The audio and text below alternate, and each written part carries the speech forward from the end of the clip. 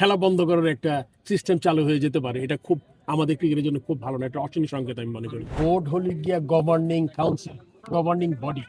বাংলাদেশ ক্রিকেটের কেমনে চলবে এটা তো আপনার ক্লাব ডিসাইড করবে না, কে করবে। সো ক্রিকেট বোর্ড যেটা সবচেয়ে মনে করে ভালো, যেটা করার জন্য এবং সবার জন্য যেটা ভালো, বইটাই করেছে আপনার।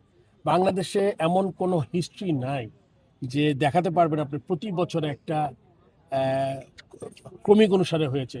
Premier league, first division, third division, এরকম কোনো নিয়ম নাই। তো সেই ক্ষেত্রে ক্রিকেট বোর্ড যদি মনে করে ফার্স্ট ডিভিশনটা আগে করলে সবার জন্য সুবিধা, এটাই করেছে। ফারুক ভাই, ওনারা দাবি জানিয়েছেন যে এই বর্তমান ক্রিকেট বোর্ডটি ভেঙে নতুন করে একটি নির্বাচন দেয়, এটাকে আপনি কতটুকু গুরুত্বপূর্ণ করছেন? আর ওনারা বলছেন যে হ্যাঁ, প্লেয়াররা ক্ষতিগ্রস্ত হচ্ছে ঠিকই, ওনারা বিসিবি থেকে সহায়তা না পেলেও ওনারা নিজেরা যদি কোনোভাবে করতে পারে, মাঠ ভাড়া করে হলেও ক্রিকেটারদের জন্য একটা লিগ আয়োজন বা কোনো কিছু করতে পারে, এই বিষয়টাকে আপনি কিভাবে দেখেন? এটা আসলে দুইটার কোশ্চেনই আমি আসলে খুব বেশি কিছু বলতে পারবো না আসলে দুইটার ব্যাপারে। ওনারা আয়োজন করে তাহলে তো আসলে ক্রিকেট বোর্ডের কোনো দরকার নাই। আপনি তো জানেন যে বাংলাদেশ ক্রিকেট বোর্ড তাহলে আইসিসিরও দরকার নাই, ইন্টারন্যাশনাল ক্রিকেট কাউন্সিলের কি দরকার?